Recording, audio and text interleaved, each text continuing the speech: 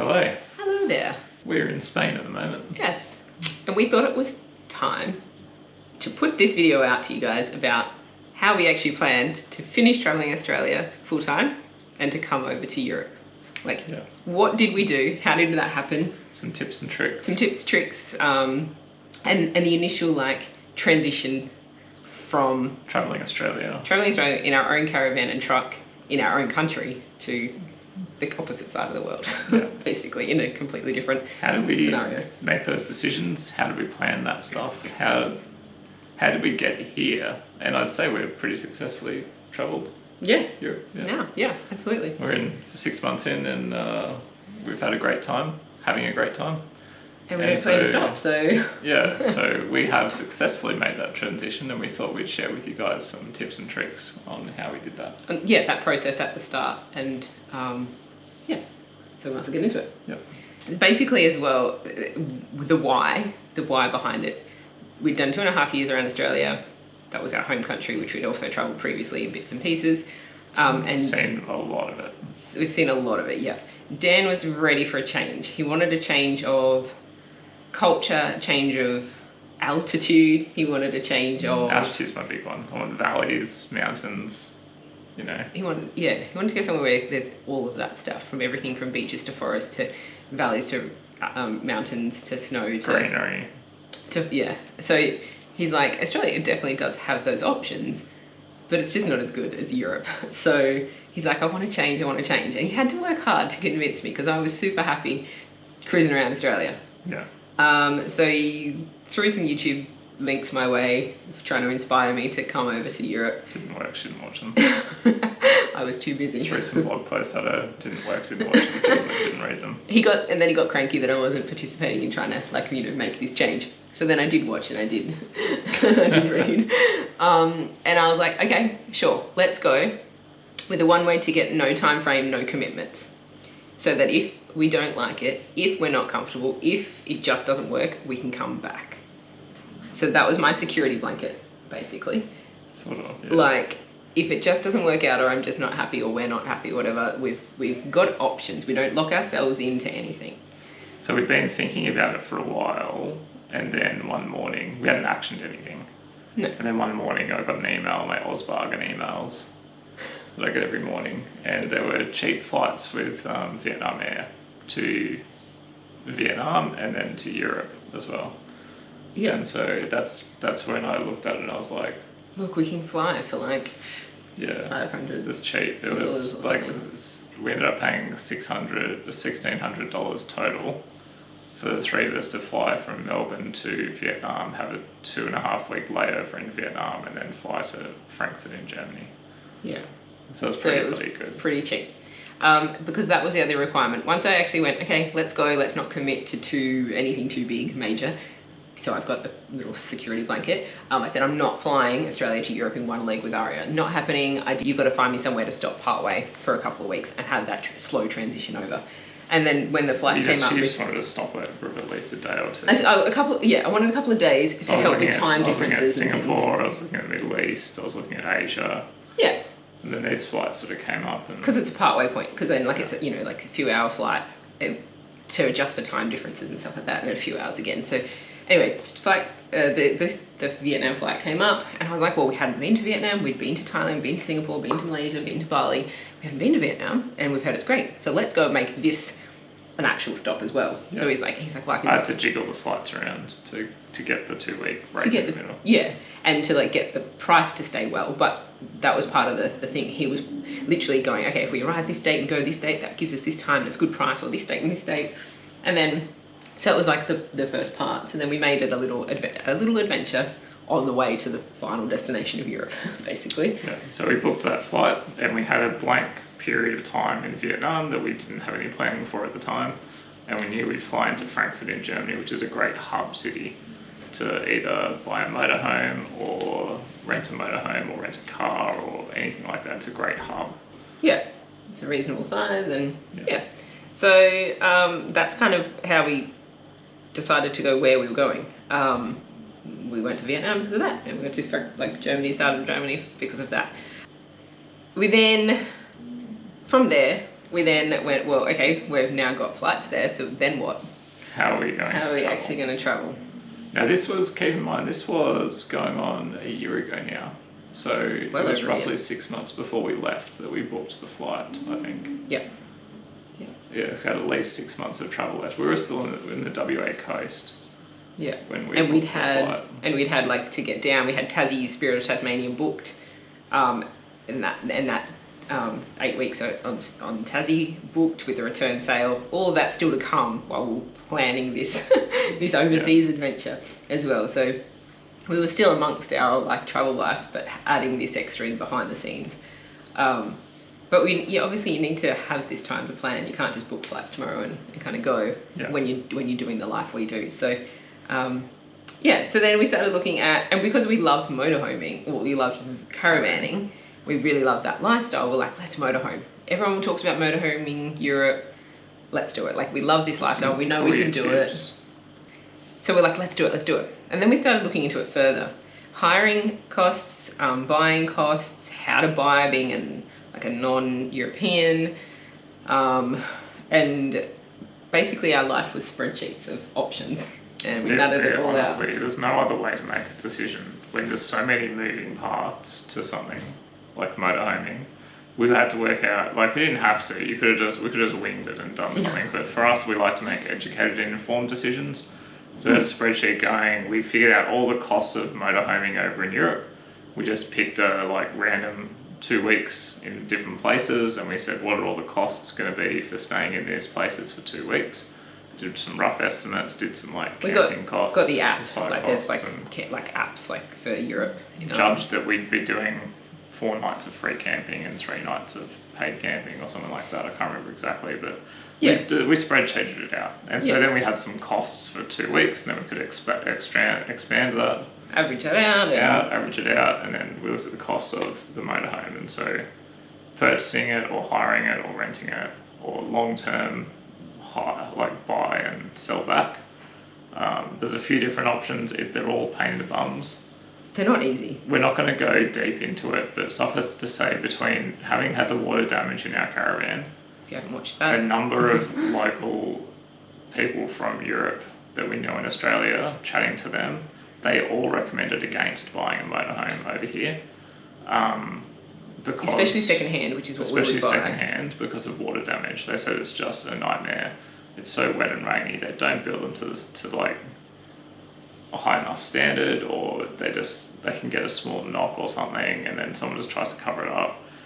They just said you might be fine, but also you might get a water damage van and have trouble selling it on. Yeah, and being foreigners, getting things fixed or whatever is quite tricky. Rego was a pain. It was just, there was a whole list of things, and it was going to be expensive. Yeah. So we ended up, the most realistic option that we had to go with a motorhome was... Keep remembering, I didn't want to make a commitment for too long in case I wasn't happy. So buying a motorhome was a big kind of commitment. And too much money as well. We're talking, we would have had to spend between $30,000, $40,000 to $100,000. Yeah, and at this point, we hadn't even decided if we were selling our truck and our van in Australia or not, whether we were popping that in storage. We hadn't even made that decision yet. So we were like, we're going to then do an outlay, and we're going to have money sitting in a motorhome in Europe that we may not even enjoy, and money sitting in a caravan and truck in Australia. It was tricky. It's tricky. So the most realistic motorhome option was through a company in Netherlands that you go to, and they have a bunch of motorhomes. You purchase it off them for whatever amount. They're all older and kind of rough. And then after a set period of time, 3 to 12 months or something, they purchase it back from you for a set price. For a set price that's agreed upon. So you kind of have all the risk of ownership. Damage, repairs, breakdowns. Yeah. And then they buy back but you also have that guarantee that you don't have to try and sell it privately later. Yes. So, and it ended up looking at the cost. I can't remember off the top of my head exactly what it was going to cost. It was, for us, we were looking at 8 months as just a rough idea, because I wasn't keen on staying in Europe for winter. So it was when we get here in May through to in November, December, that was our rough time period, because I was so that was kind of get out before winter, too much winter. I think it was 12,000 or 14,000. 14,000, yeah. the difference between the buying cost and the selling cost. Yeah. And that's obviously how that company makes their money, and I don't have a problem with that. No. They're providing a service because Exactly. registration is very difficult to achieve in Europe for non-Europeans. So It takes away some of that. we still might in the future go down that route. Yeah. Yes, that was the most viable option, and it was still going to be pretty expensive. Like, not as expensive as hiring a motorhome because that was up in the $400 to $500 Australian dollars a day range. A day, yes. Yeah, crazy. So that was completely out of the budget. But yeah, anyway, not going to go on too much more about that. So we decided that let's Airbnb, and there's a whole nother video about Airbnb your way around. But for us, that was what we decided at the time because of flexibility. From there, zero outlay, zero initial outlay. Yeah. Sort of less risk and stuff like that. So from there, once we decided Airbnb, we were like, where do we want to go? Yeah. And so we actually looked at a map, wrote down a list of, separately as well. I wrote down my wish list countries and my, if I have extra time countries, and my not interested countries, and Daniel did the same. Yeah. From there, we then we actually scored them. Yeah, we actually scored them. We scored them out of... That's what we did. We had the list of countries and we scored them out of 10. Yeah, So out of each 10. of us did a score list of scores on every country. That's right. And then out of 10, with 10 being Like Spain, we had as an 8 or something. I had it as an 8, Amanda had it as a 9. Yeah, so 10 being like a must see, and the 0 being absolutely avoid type of thing. Yeah. And then we joined those together and made an average out of 10. And then from that, it ranked our top to lowest countries as a joint. And that was just a rough guide, hey, we both want to go to these countries. And it's more like we'd heard they're really good, and we didn't really research every country and be like, yeah, I really want to go here and here and here. It was we've had just a general consensus of what we'd heard about countries. Yeah. And we've also travelled Europe before. Briefly. Very briefly.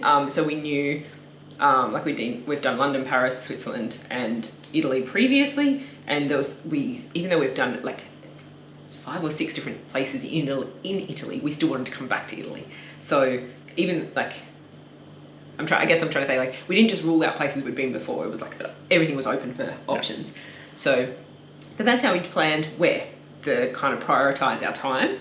From there, we also looked at weather and where was good with which countries, which were our top countries, how long we had in our kind of 8-month idea that we were coming for, and what weather. We don't want to be in the Alps in November kind of scenario. Yeah. So there's a bit of the shoulder season, which is great, but we don't like being somewhere by the coast, in the top of the Mediterranean or something, in late November where it's too 15 cold degrees. It's too cold to swim, and it's kind of just it's pretty and stuff. But I prefer to be in the mountains in the snow in late November, where it's actually meant to be cold and meant to be snowy, if that makes sense. As long as we've got the right close, right? Or be southern Spain or Turkey or something like that, where it's actually still warm. But also we didn't want to be in Italy, Greece, in July, August, where it's crazy expensive, crazy busy. Let's quickly cover that. So the whole of August is a school holiday for almost all of Europe. Pretty much all of Europe. It actually goes over... kind of 2 weeks of July and 2 weeks of September. And it depends, and actually a lot of countries have a week, even in the UK, in England, the northern half has it a week before the southern half, so that they do spread their holidays slightly staggered. But there's so many people in Europe that you can pretty much guarantee that anywhere that there is a holiday spot. In holidays, it's chaos. In that month of August, and even late July, mid to late July and early to mid-September is just chaos. Going to be expensive. Expensive chaos. Yeah. But then you have the other side to that is that we're in Spain and it's off season now. It's not even shoulder, we've gone to the off season, and the littler places that are literally based on very few locals and heaps of tourists. A lot are closed. So, but it's quiet and it's nice. Yeah. So, but yeah. There's also visas. We'll just have to briefly touch on visas. Yeah. Schengen area. It's sucky. It's great for when you're in the Schengen area and there's no borders and you just cruise around between countries, and it's flying is like a domestic flight. And you don't have to apply for visas to come if you're from Australia. Yeah, you just rock up And they let you in. Go, although that's changing apparently next year sometime. Yeah. But the problem is that you can only do 90 days in a 180-day cycle in the Schengen area. And the Schengen area covers almost all of continental Europe. It just the only major exceptions are UK, Ireland, and just a couple of like Romania, Montenegro, Romania, Bulgaria, Albania. Montenegro, Albania, Turkey. Yeah. So that really the Balkans area, really Serbia. So the rest of it's in Schengen. So Croatia's in, Hungary's in, Austria, Switzerland, France, Paris, Portugal, Netherlands, Sweden, Denmark.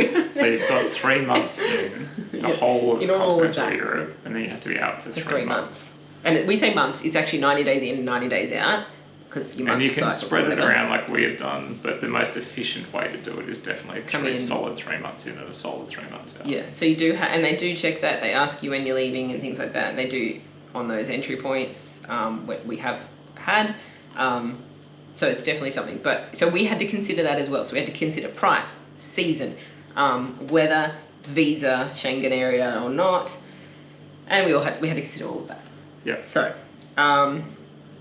it's again, we're only doing brief kind of. This is the stuff we had to think about before we came.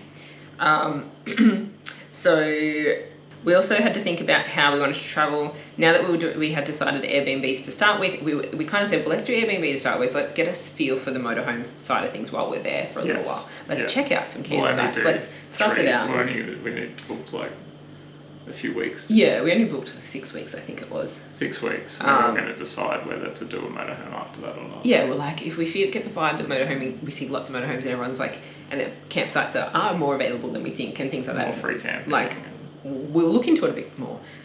We got here and our research kind of confirmed.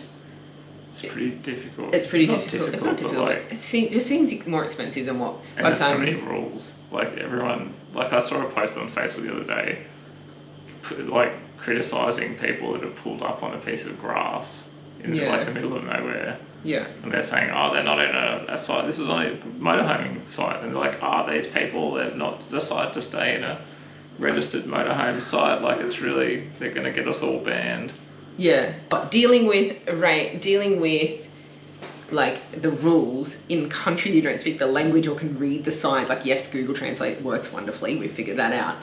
But it's just that extra layer of like kind of hard thing to deal with. You like, would we be constantly worried that we haven't read the sign correctly or it didn't translate correctly? And like in Australia, like if you just, I can feel it's my country. I can do a bit of a dodge. Like I can pull over on the side of a road over there. It's my country, and I'm all good. I'm not going to get kicked out. Yeah.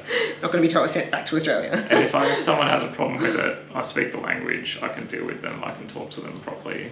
The police get called. I can talk to the police properly. Exactly. Yeah. Nothing's going to escalate, right? Whereas in a foreign country, we're kind of like, we don't know if we're comfortable taking those sort of risks. Yeah. Which you do need to take to really enjoy it, because that's the best places to camp is on a random abandoned beach or in a mountain pass or... Yeah. So for us, until we kind of spent more time here, we were like, we don't know if we're willing to do that risk. So there's the cost as well. Yeah. So now that we've decided Airbnb, we're like, how are we getting around? Everyone talks about the train networks and stuff like that in Europe being awesome. For us, we did the train the first day from the airport to Frankfurt City.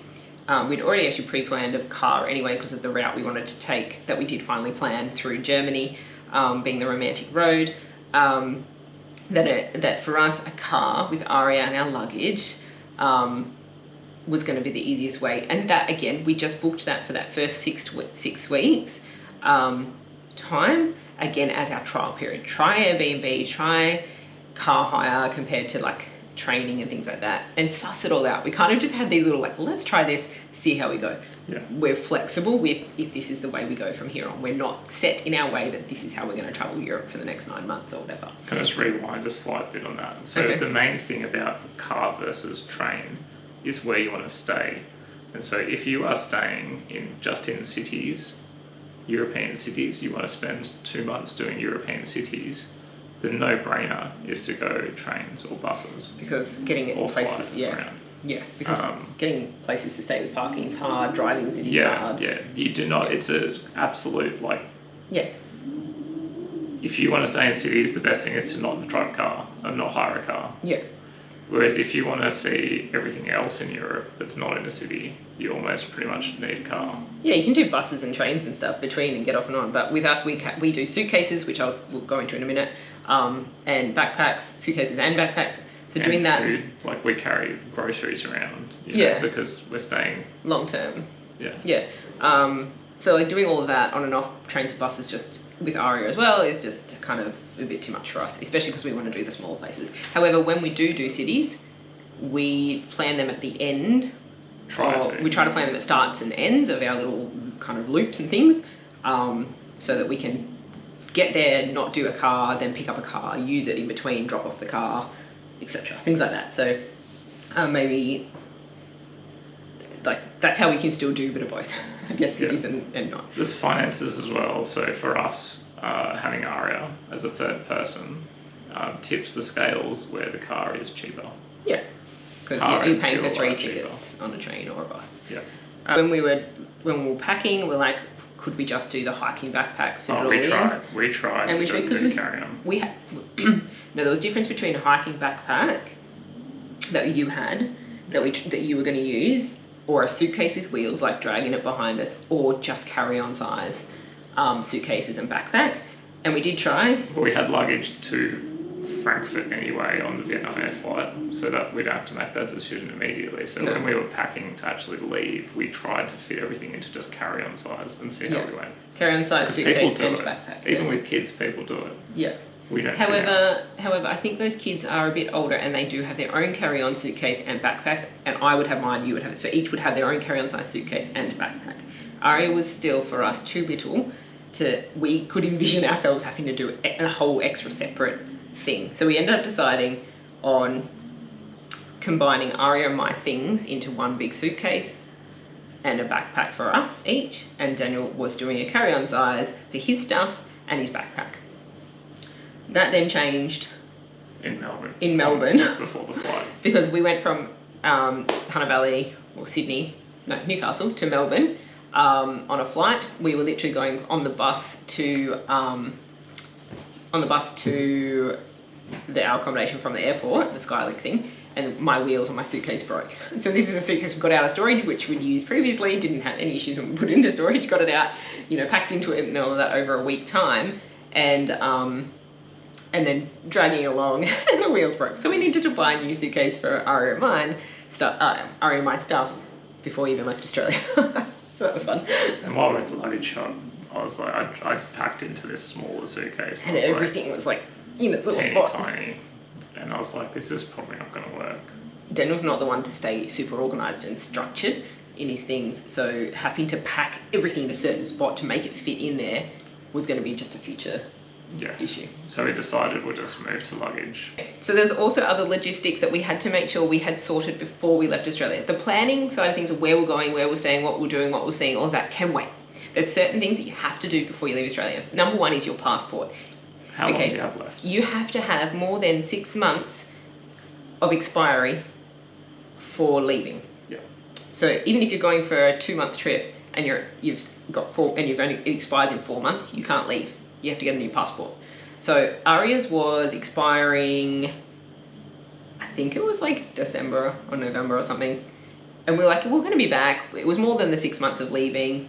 But we're like, actually, we have no return. Let's not risk it, because if that's the thing, we have to come back to Australia just because we have a passport, we're going to be annoyed. Yeah. So we did a really fast, quick, because we're like, let's not risk it. Let's get a new one. Yeah. So make sure that's all good. You can do the next one.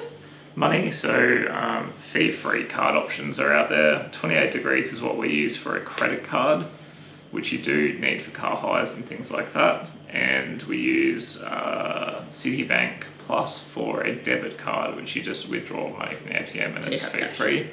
Don't be ripped off by fee-free options, TravelX, anything like that.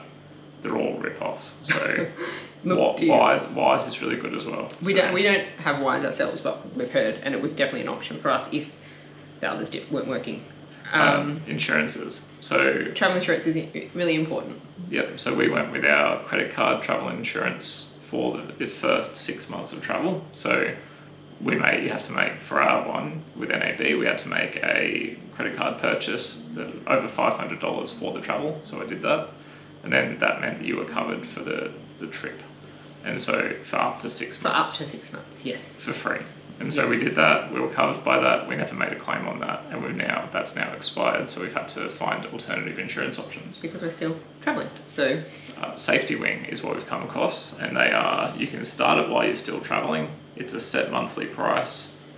It's worldwide. If you don't include the US, it's half the price. If you include the US, it's twice the price. So you can have it like a monthly price without the US, and then you can change it to the US price if you're going to head over there, and then you can change it back again. Change it back. Yeah. It's not expensive. It's like $45 a month for each of us. And ARIA's for free. ARIA's free included. Up to 2 kids free. Yeah. So that's amazing. We've got a code. We'll put it down below. Yeah. Also, we have a separate insurance for all of our camera gear. Yes. As well. So for us, as a general traveller, you won't need that. But again, we've got all these insurances to make sure we're all covered. So we got separate camera insurance through Aon, which I've had for 5 years now as a business insurance. Yeah. And that's got our drones, my camera, our laptops covered. Yeah. So that's something like if you are traveling with those things and you want to like. Pretty much one backpack worth. Yeah, you might have to look into that stuff as well if it's included in the current policy that you have or there's limits things like and that sort of stuff. Yeah, and also we have normally for the first 6 months hire car cover was on the credit card as well as part of the travel insurance. But now that that's expired, we've had to go and get, because we keep doing hire cars, we've gone and got a separate hire car insurance policy as well. I can't remember who that's through. I can just put it in the description. We'll put it in the description. Yeah. And that's a one-time annual fee, covers you for the whole year for all your hire car excesses up to £50,000. It's a UK company, so about 100,000 Australian dollars. So you basically write the car off anywhere in the world, and they'll pay you up to $100,000. And it's a maximum of 60 days per trip. So if you hire a car, it's got to be returned within that 60 days. Then you can go and get another hire car on another 60-day trip, but you can't be 61 days. Like a 65-day car hire. Yeah. Which is a bit unfortunate, but I just think it's 65 days. Okay, roughly. But yeah. To find our flights the cheapest possible, whether it's from Australia or internally around Europe, UK and things like that, we use Skyscanner. That's definitely the cheapest. Definitely cheapest. I'll put a link in the description as well for that. And sometimes Google Flights can be good to see a visual map of where you can fly to for what price. That generally is cheaper, so you can go, oh, it looks like London's cheapest. And then you dive down into Skyscanner to get the actual cheapest deal. If we're doing like a short-term stay in a city, so we mostly use Airbnb or house sitting. We'll go into all of this in separate videos because we just want to keep this one nice and short for you to give you ideas for planning. Yeah. So we generally use Airbnb or house sitting or Expedia for hotels. If we're doing like a city stay and we can't find, like we want to be right in the city and amongst it, and we're happy to eat out. Sometimes we can still find an Airbnb. Yeah. Or we're happy to eat out and not cook for ourselves and things like that for a couple of days and have that real culture experience, we'll do a hotel in a city. But usually we just get apartments. Yeah. Connectivity, so internet. We wanted to make sure, so this is something that we wanted to make sure we could do before we left Australia, so that once we got to even Vietnam or Europe, we were able to have internet all the time, because being able to find your place, where you're going, things like that. Very important. You don't want to be trying to fumble your way through. And even having each of our phones have their own SIM so that we can message each other when we're separated gives us that flexibility to be separated and still feel comfortable and safe. Yeah, exactly. So our phones take eSIM. We don't have to physically go to a place, every country or anything like that, and get a SIM and put it in, and we can stay with our Australian number. So just to clarify, so we each have a phone SIM, physical SIM from Australia in our phone still. Amanda's with Boost, and I'm with a MaySIM on the cheapest 1-year plans that they do. Yeah, I think it works out like $10 a month for mine. Yes, roughly that. So it means we can stay connected with like Australia through WhatsApp and things like that. What it mainly means is that we can still receive text messages on our Australian numbers, and so that is very important for our banking. Two-factor authentication. Right? Of banking and stuff like that. We need it. You need to keep that, I think. Yes. So then we have an eSIM that we load electronically without removing our Australian SIM or anything like that for Each Europe. different, yeah. But it's just been, and so we use one company, they're called MobiMatter. I did all my research, I spreadsheeted it again. I did all the prices, I did all the gigabytes, the countries, made sure the countries are covered. I looked at all the options that were available, and MobiMatter were the cheapest. And they have been They've great. been amazing, yeah.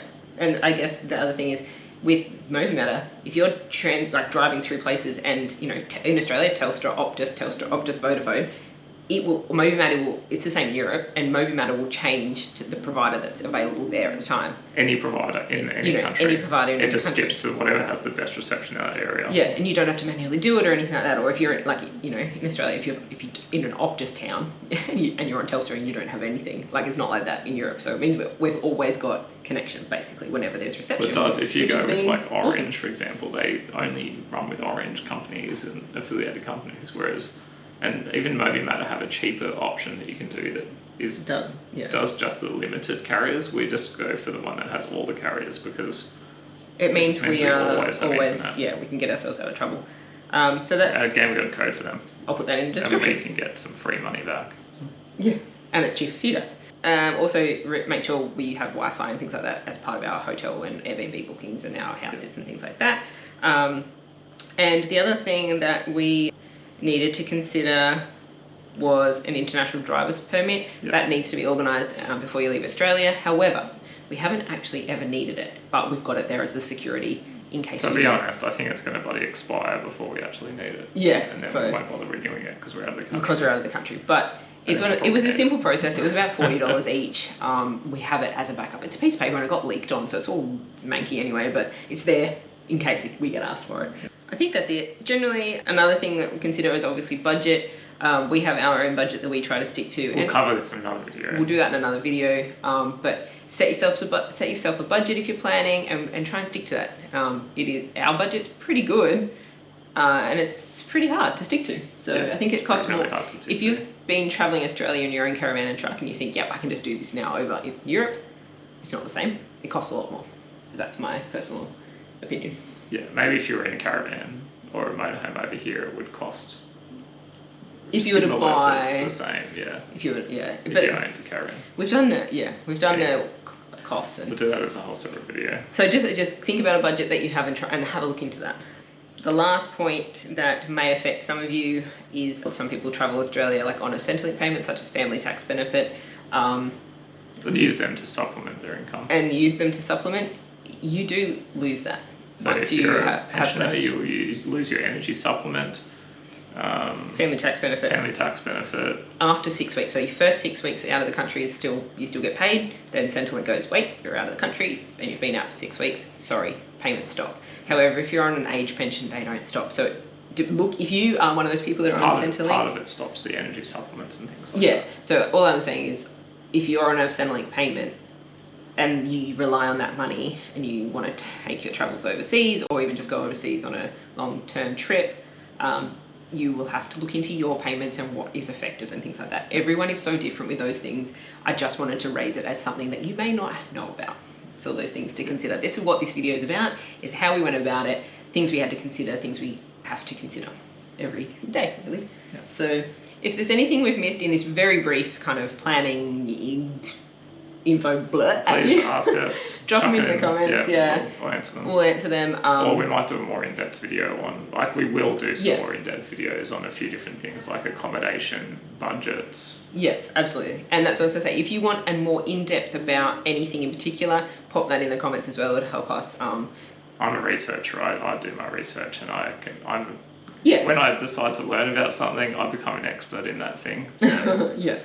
So yeah, we will do more detailed videos on the things that need more detail. But if there's anything in particular you go, yeah, I really want a more detailed understanding about this, put it in the comments as well, because we will happily do it for you. Yeah, we can't wait to share our travels with you on these videos. They're going to be some really epic stuff. We've seen some really cool stuff. Yeah, Vietnam is coming up. Some cool places. First. So yeah, it's cool. I'm looking forward to sitting down and actually start putting them together, reliving it again. But yeah, anyway, we're actually moving further south in Spain today, so we better hit the road. All right, catch ya.